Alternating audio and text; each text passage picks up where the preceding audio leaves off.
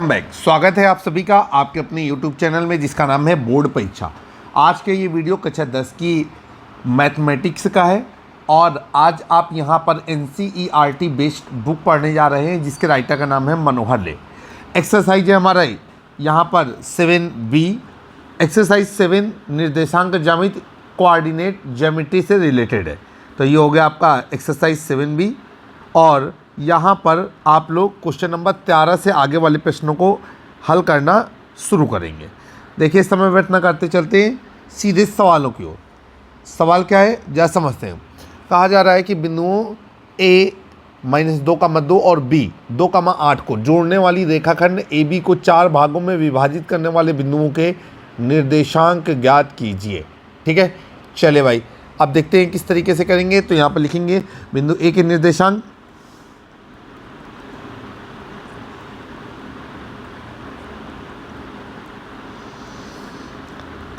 बिंदु A के निर्देशांक हमको दिए गए हैं -2, और फिर बिंदु B के निर्देशांक ये हो गया हमारा 2, 8। अब AB को 4 भागों में विभाजित करने वाले बिंदुओं के निर्देशांक आपको बताने।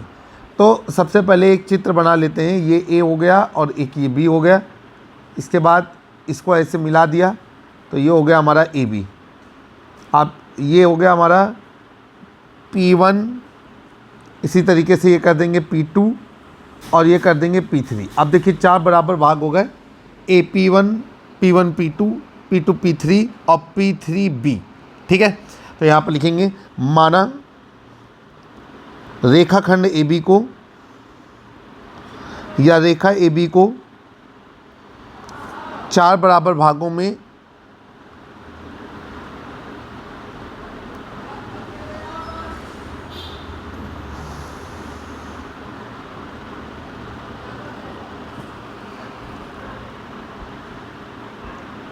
बिंदुओं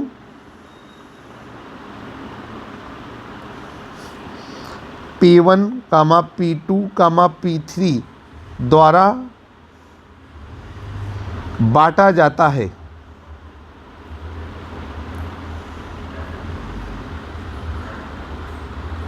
ठीक है, अभी हम लोग सवालों को आगे हल करेंगे। अब यहाँ से क्या मिल गया, इसलिए हमारा मिल गया A P1 बराबर P1 P2 बराबर P2 P3 बराबर P3 B। ठीक है, अब हम लोगों को क्या करना है कि सबसे पहले तो आप एक चीज़ समझेंगे कि P2 जो है वो रेखाखंड AB का मध्य बिंदु का, क्योंकि आपको पता है कि P2 सबसे बीच में पड़ रहा है। तो यहाँ पर लिखेंगे कि चूँकि बिंदु P2 कामा लगा देंगे, रेखा AB का मध्य बिंदु है।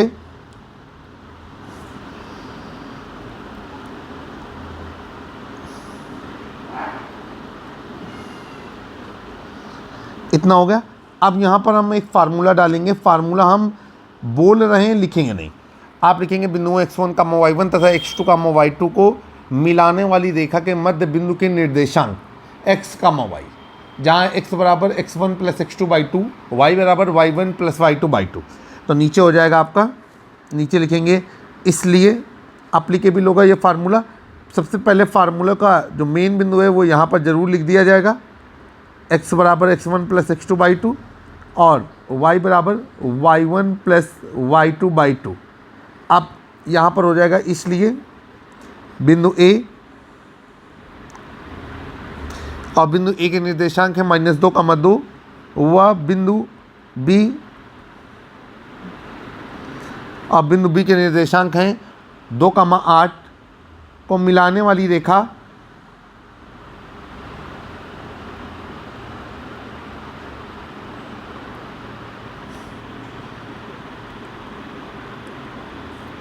के मध्य बिंदु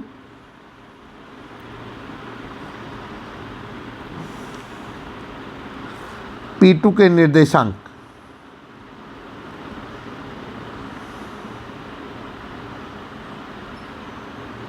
और ये निर्देशांक हो गए हमारे x, y। नीचे आ जाते हैं, यहाँ पर हम लोग लिखेंगे x1 बराबर -2, y1 बराबर 2, नीचे हो गया आपका x2 बराबर 2 और y2 बराबर 8।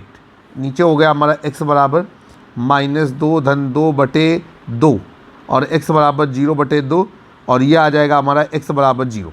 इसी तरीके से y बराबर 2 धन 8 बटे 2, y बराबर 10 बटे 2 और 10 में 2 का भाग जाएगा तो कितना आ जाएगा 5। अब यहाँ पर लिखेंगे इसलिए बिंदु P2 के निर्देशांक, इसलिए बिंदु P2 के निर्देशांक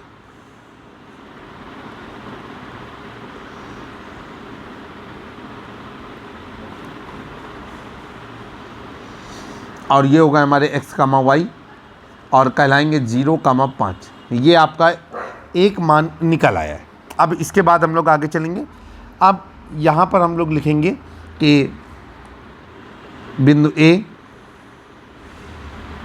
या बिंदु P1 कामा लगाएंगे रेखाखंड AP का, रेखाखंड AP नहीं AP2 का मध्य बिंदु है।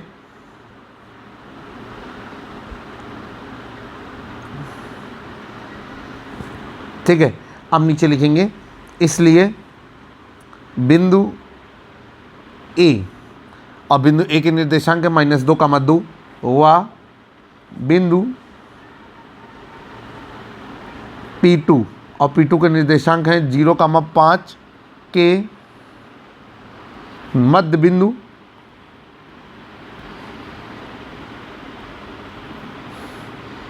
P1 के निर्देशांक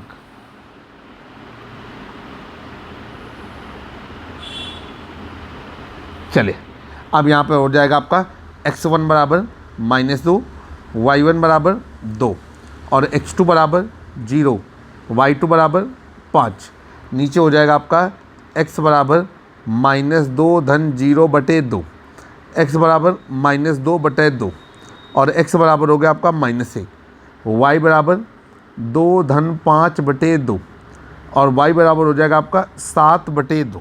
ठीक है, तो अब यहाँ पर आ गया आपका कि इसलिए बिंदु P1 के निर्देशांक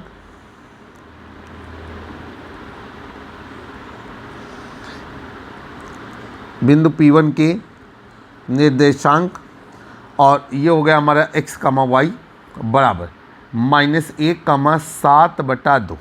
अब हम लोग लिखेंगे कि P1 रेखाखंड P2B, ठीक है, रेखाखंड P2B का मध्य बिंदु P3 है। बस यहीं से शुरू करेंगे, लिखेंगे कि रेखाखंड, चूँकि रेखाखंड P2B का मध्य बिंदु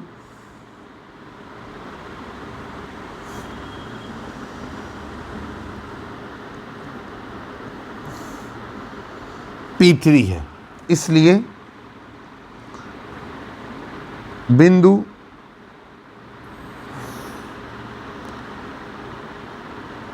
जीरो कामा 5 बिंदु P2 0,5 व बी के निर्देशांक हैं हमारे 2,8 के मध्य बिंदु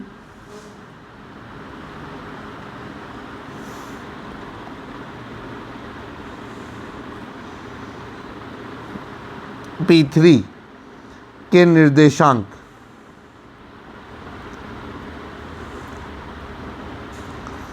और ये हो गया हमारा x, y। चलिए अब यहाँ पर हो जाएगा आपका x1 बराबर 0, y1 बराबर 5 और x2 बराबर 2, y2 बराबर 8। अप्लाई कर देंगे, ये हो जाएगा आपका x बराबर 0 धन 2 बटे 2 और x बराबर हो जाएगा आपका 2 बटे 2, x बराबर हो जाएगा आपका 1। यहाँ पर हो जाएगा y बराबर 5 धन 8 बटे 2, 8 5 13, तो ये हो जाएगा y बराबर 13 बटे 2। ठीक है, देखिए इतना आ गया आपका y बराबर 8 5 13 बटे 2। ठीक है, अब यहाँ पर लिखेंगे इसलिए बिंदु P3 के निर्देशांक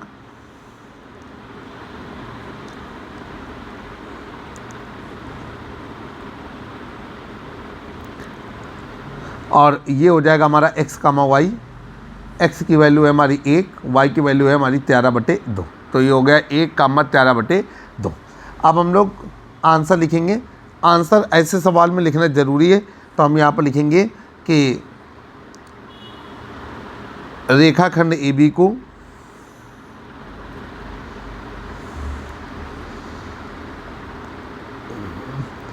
चार समान भागों में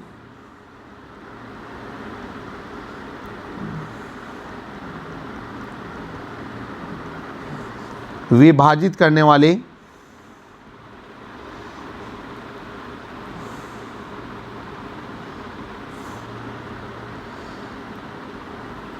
बिंदुओं के निर्देशांक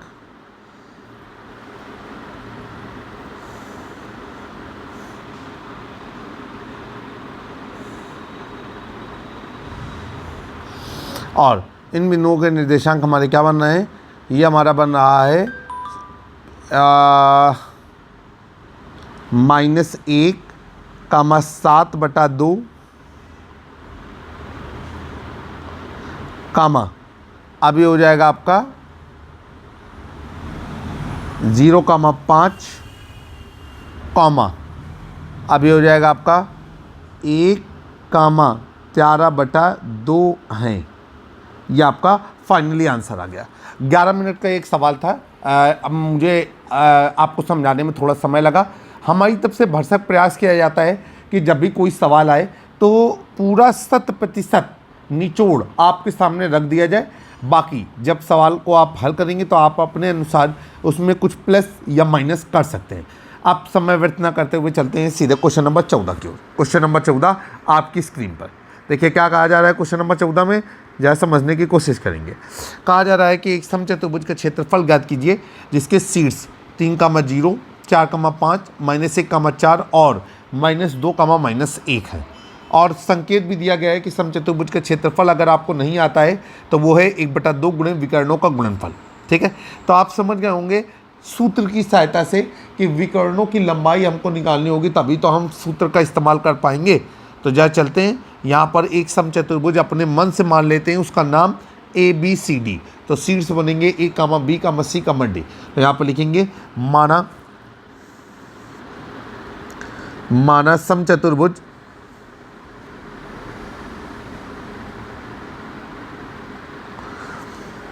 ABCD में, माना समचतुर्भुज ABCD में।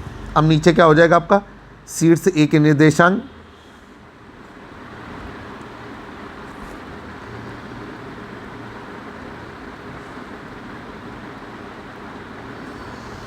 और शीर्ष A के निर्देशांक हो गए हमारे 3,0।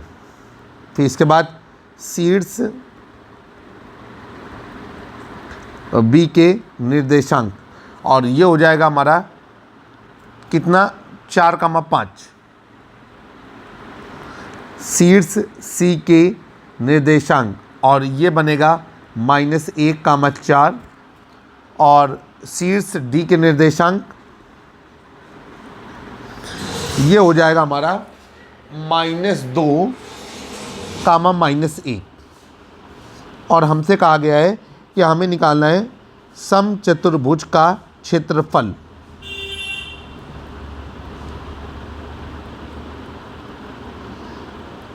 बराबर क्वेश्चन मार्क। सवालों को हल करेंगे। अभी अभी आपको बताया गया कि समचतुर्भुज का क्षेत्रफल होता है 1/2 गुणे विकर्णों का गुणनफल। तो हमें विकर्णों की लंबाई ज्ञात करनी होगी। यहाँ पर 2 विकर्ण बनेंगे, एक विकर्ण बनेगा AC और एक विकर्ण बनेगा BD।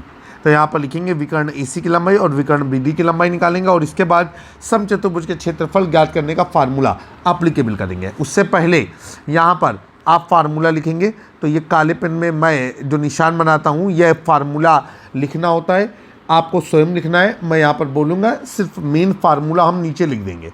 तो फार्मूले में लिखेंगे बिंदुओं x1, y1 तथा x2, y2 के बीच की दूरी। तो ये हो जाएगा आपका, ये दूरी कहलाती है d और ये होती है आपकी अंडर रूट। ये हो जाएगा आपका x2 - x1 का whole square plus y2 - y1 का होल स्क्वायर। अब नीचे चलेंगे, नीचे हम लोग लिखेंगे इसलिए, ठीक है, इसलिए विकर्ण AC बराबर, ठीक है, या विकर्ण AC की लंबाई बराबर। तो ये हो जाएगा बिंदु A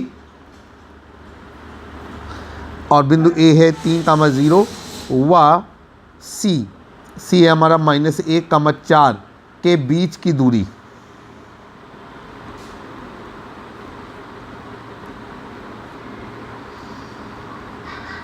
ठीक है, अब यहाँ पर चलेंगे, हम लोग लिखेंगे x1 बराबर 3, y1 बराबर 0 और x2 बराबर -1, y2 बराबर 4। अप्लाई करेंगे तो ये दूरी कहलाएगी हमारी AC बराबर under root x2 minus x1, तो -1 -3 का होल स्क्वायर प्लस 4 -0 का होल स्क्वायर, और ये हो जाएगा आपका AC बराबर अंडर रूट -3 -1 तो -4 का होल स्क्वायर प्लस 4 का स्क्वायर, और नीचे हो गया आपका AC बराबर अंडर रूट -4 का वर्ग, तो ये कितना हो जाएगा 16, 4 का वर्ग हो जाएगा आपका 16, 16 और 16 32, तो AC बराबर हो जाएगा आपका अंडर रूट 32। और 32 का अगर हम वर्गमूल निकालें तो ये हो जाएगा आपका 4 अंडर रूट 2, क्योंकि 16 दूनी 32, 16 का वर्गमूल होगा 4, तो ये हो जाएगा आपका 4 अंडर रूट 2। अगर आप लिखना चाहें तो मात्रक लिख दें, ना लिखना चाहें तो कोई बात नहीं, मात्रक की जगह आप इकाई शब्द का भी इस्तेमाल कर सकते हैं। अब हम लोग नीचे लिखेंगे विकर्ण BD की लंबाई, विकर्ण BD की लंबाई बराबर बिंदु B, और बिंदु B के निर्देशांक कितने दिए गए हैं, ये हमें दिए गए हैं 4,5 हुआ बिंदु D,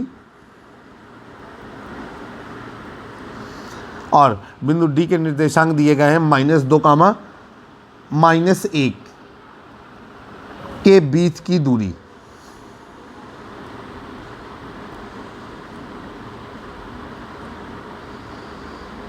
ठीक है, अब नीचे लिखेंगे x1 बराबर 4, y1 बराबर 5, x2 बराबर -2 और y2 बराबर -1। अप्लीकेबल करेंगे तो ये हो जाएगा आपका BD बराबर अंडर रूट, ये हो जाएगा आपका -2 -4 का होल स्क्वायर प्लस -1 -5 का होल स्क्वायर, और BD बराबर हो जाएगा आपका अंडर रूट -2 और -4 दोनों ऋण के होने की वजह से जुड़ जाएंगे, और ये हो जाएगा आपका -6 का स्क्वायर। BD बराबर ये हो जाएगा -6 का स्क्वायर तो हो जाएगा 36, और -6 का स्क्वायर तो ये हो जाएगा 36। BD बराबर 36 और 36 72, और इसके बाद अगर हम इसका वर्गमूल निकालेंगे तो ये हो जाएगा 6 अंडर रूट 2 मात्रक, ये हो गया। अब हम लोग सवाल को आगे बढ़ाएंगे और हम लोग लिखेंगे समचतुर्भुज ABCD का क्षेत्रफल बराबर, समचतुर्भुज ABCD का क्षेत्रफल बराबर, और ये हो जाएगा आपका 1/2 गुणे, हम चाहें तो लिखें विकर्णों का गुणनफल, या फिर हम ये भी लिख सकते हैं कि पहला विकर्ण गुणे दूसरा विकर्ण। ठीक, अब ये हो जाएगा आपका 1/2, पहला विकर्ण है हमारा AC और दूसरा विकर्ण है हमारा BD। अब ये हो गया आपका 1/2, और AC का मान कितना है, AC का मान है आपका 4 अंडर रूट 2 गुणे BD का मान कितना है, BD का मान है 6 अंडर रूट 2। अब ये हो जाएगा आपका 1/2, अब इसके बाद अंडर रूट 2 गुणे अंडर रूट 2, तो ये हो जाएगा 2 6 चौका 24, 2 से 2 कट गया, और यहाँ पर आ गया आपका 24। अब आप इसको लिख सकते हैं वर्ग मात्रक, या अगर आप चाहें तो 24 वर्ग इकाई भी लिख सकते हैं, मतलब कुछ ना कुछ मात्रक दिखाना जरूरी है, और क्षेत्रफल का मात्रक दिए गए मात्रक का वर्ग होता है, इसलिए वर्ग इकाई या वर्ग मात्रक लिखना बेहतर रहता है। ये आपका आंसर है। अगर आप चाहें तो भारतीय भाषा में आप उत्तर भी लिख सकते हैं कि समचतुर्भुज का क्षेत्रफल 24 वर्ग मात्रक है। चलते हैं क्वेश्चन नंबर हमारा 15 आपकी स्क्रीन पर, क्वेश्चन नंबर 15 को सॉल्व करेंगे।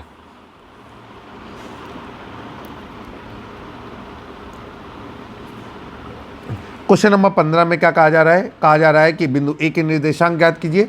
AB वृत्त का व्यास है जिसका केंद्र 2, -3 है, और B के निर्देशांक कितने हैं, 1, 4 है। तो यहाँ पर लिखेंगे कि अगर बहुत अच्छा इंट्रोड्यूस करना है तो कुछ इस तरीके से भी लिख सकते हैं, वृत्त, ठीक है, वृत्त C, ठीक है, वृत्त COR में, ठीक, C से होता है सर्किल, O केंद्र, R त्रिज्या, तो वृत्त COR में नीचे लिखेंगे AB वृत्त का व्यास है।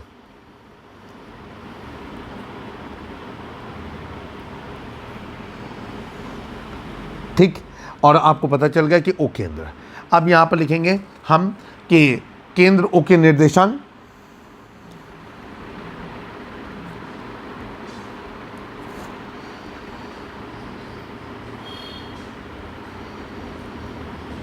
और ये हो जाएगा, चूंकि केंद्र मध्य बिंदु होता है व्यास का, तो इसे हमने x, y माना। ये हो गया हमारा 2, -3, ये हो गया। अब इसके बाद हमें कहा गया है कि शीर्ष B के निर्देशांक,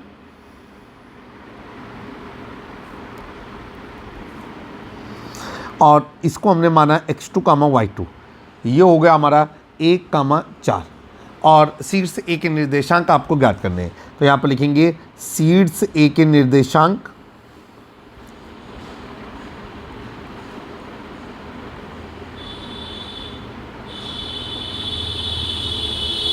बराबर क्वेश्चन मार्क। अब हम लोग नीचे लिखेंगे माना शीर्ष A के निर्देशांक,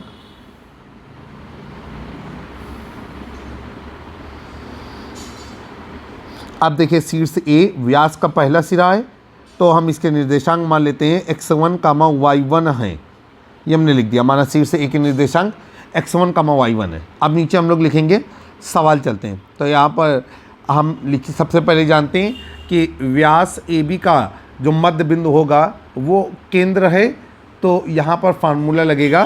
फार्मूले को यहाँ पर लिखने के लिए हम काले पेन का प्रयोग करेंगे चूकी करके, और लिखेंगे बिंदुओं x1, y1 तथा x2, y2 के बीच की वो x के मध्य बिंदु के निर्देशांक। फिर से सुनेंगे, बिंदुओं x1, y1 तथा x2, y2 के मध्य बिंदु के निर्देशांक, और ये हो जाएंगे x, y, x बराबर x1 + x2/2, y बराबर y1 + y2/2। तो ये हो जाएगा हमारा कि x बराबर x1 + x2/2 और y बराबर हो जाएगा हमारा y1 + y2/2। अब नीचे हम लोग लिखेंगे, इसलिए यहाँ पर लिखेंगे कि बिंदु A,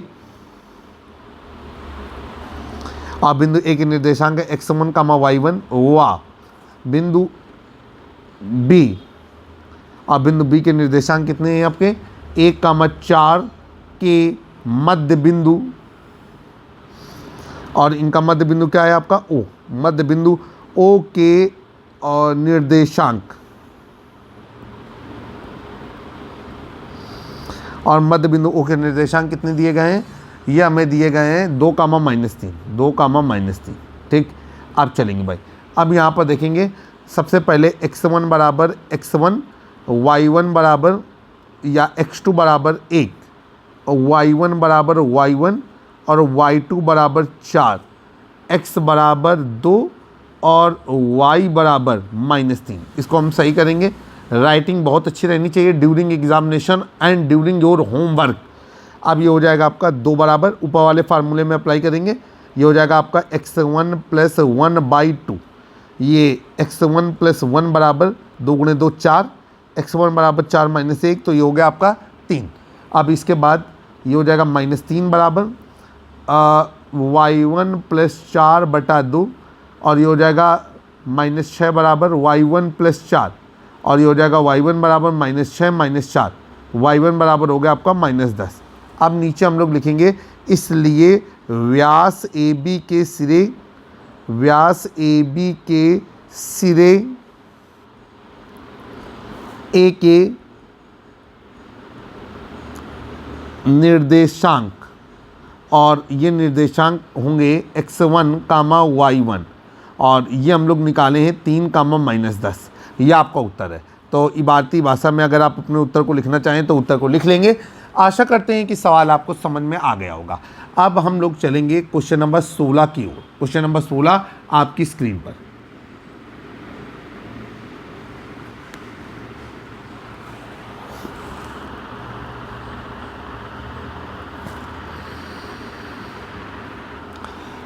क्वेश्चन नंबर 16 आपकी स्क्रीन पर है। क्या कहा जा रहा है? कहा जा रहा है कि उस बिंदु के निर्देशांक ज्ञात कीजिए जो बिंदुओं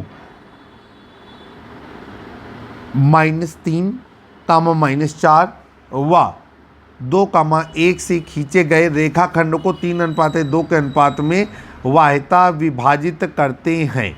ठीक है, चले भाई हम लोग रेडी हैं सवाल को हल करने के लिए। तो यहाँ पर लिखेंगे बिंदुओं के निर्देशांक,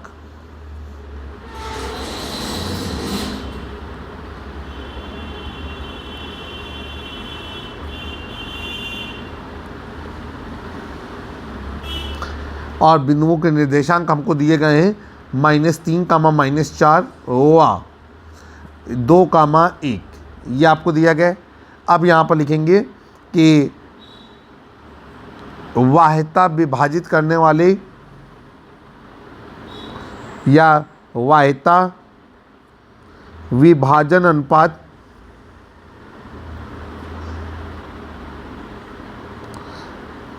और इसे हम बोलेंगे M1/M2 बराबर 3:2। अब यहाँ पर लिखेंगे वाहिता विभाजन या वाहिता विभाजित करने वाले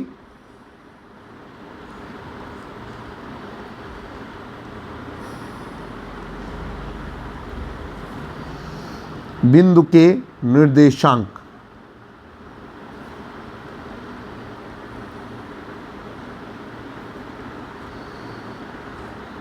और ये हो जाएगा हमारा बराबर क्वेश्चन मार्क। चलिए भाई यहाँ पर हमने इनको बताया कि इसको हम x, y मानेंगे। अब यहाँ पर हम फार्मूला अप्लीकेबल करेंगे और उसमें हम लिखेंगे कि बिंदुओं x1, y1 तथा x2, y2 को मिलाने वाली रेखा को M1/M2 के अनुपात में वाहिता विभाजित करने वाले बिंदु के निर्देशांक, और ये हो जाएगा आपका x बराबर x, y होंगे वो, और ये हो जाएगा M1x2 minus M2x1 upon M1 - M2, और ये हो जाएगा आपका y बराबर M1y2 minus M2y1 upon M1 - M2। अब नीचे आप पूरी बात को लिखेंगे इसलिए बिंदुओं -3, -4 व 2,1 को 3:2 के अनुपात में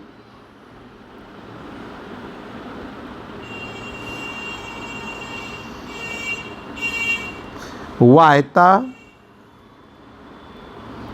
विभाजित करने वाले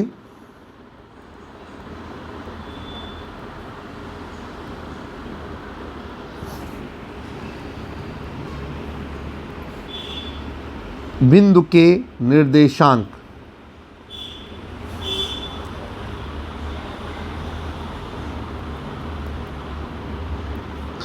और ये हो गया आपका x, y।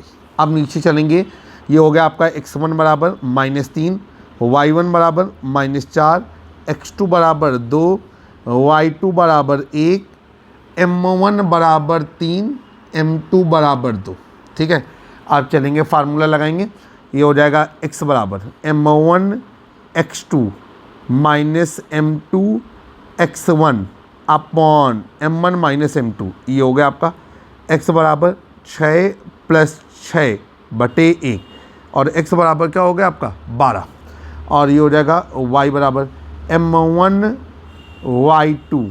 ठीक है, M1y2 minus M2y1 upon M1 - M2। ये हो गया। अब y बराबर हो गया 3 + 8/1, और y बराबर हो गया आपका 11। यहाँ पर लिखेंगे इसलिए वाहिता विभाजित करने वाले बिंदु के निर्देशांक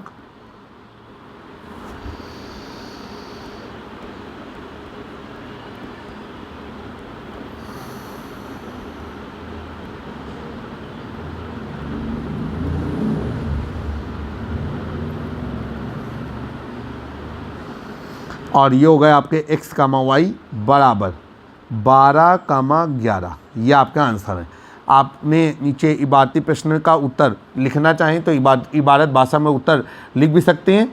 आशा करते हैं कि सवाल आपको बेहतर तरीके से समझ में आया होगा और आपने इस सवाल को हल करने के तरीकों को भी एंजॉय किया होगा। जल्द ही हमारी आपसे फिर एक नए वीडियो में मुलाकात करेंगे। मैं आपका दोस्त और होस्ट कक्षा 9, 10, 11, 12 के मैथमेटिक्स के किसी भी video solution question, model paper, expert राय, अनसॉल्व और भी तमाम ऐसी गतिविधियां जो बोर्ड एग्जामिनेशन के लिए आपके लिए लाभदायक रहती हैं, हमारे YouTube चैनल बोर्ड परीक्षा पर जुड़े रहे।